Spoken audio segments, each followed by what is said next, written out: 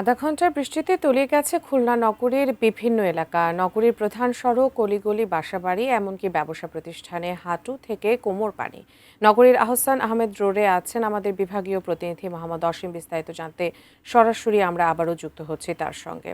অসীম, আসলে আপনি বলছিলেন তখন ১,৫০০ কোটি টাকারও বেশি কিন্তু এখানে বিনিয়োগ হয়েছে বিগত বছরগুলোতে। সেখানে এখন পর্যন্ত ড্রেনেজ ব্যবস্থা তেমন কোনো উন্নতি হয়নি। আপনি এখন সেখানে আছেন।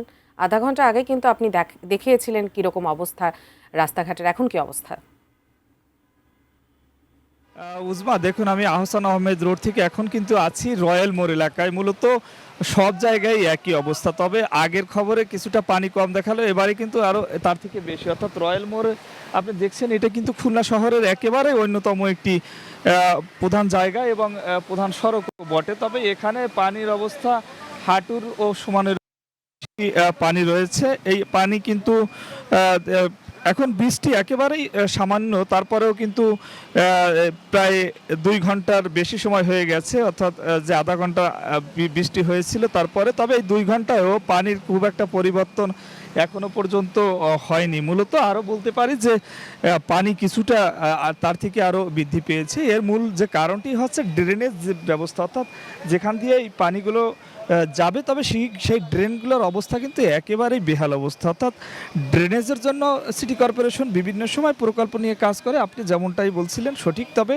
সেই প্রকল্পের টাকাও শুধু এই পানিতেই চলে যায়। আসলে খুলনাবাসীর একমাত্র অন্যতম কারণই হচ্ছে যে জলাবদ্ধতা নিরসন হচ্ছে না, তবে টাকার জায়গায় কিন্তু টাকা চলেই যাচ্ছে। আমি সিটি কর্পোরেশনের যিনি প্রশাসক রয়েছেন নজরুল ইসলাম মঞ্জু, তার সঙ্গেও কথা বলেছি।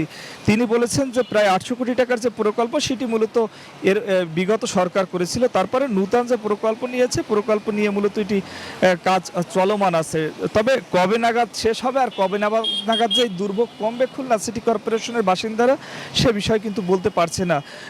আপনাকে জানিয়ে রাখি উজমা, যে ৮০% এলাকা কিন্তু এই মুহূর্তে খুলনা সিটি কর্পোরেশনের পানির নিচে রয়েছেন। অর্থাৎ যারা অফিসগামী যারা ছিল, তারা কিন্তু এখনো পর্যন্ত বাসায় ফিরতে পারেনি। আর যারাও ফিরতে চাচ্ছে, তারাও ফিরতে চাচ্ছে না।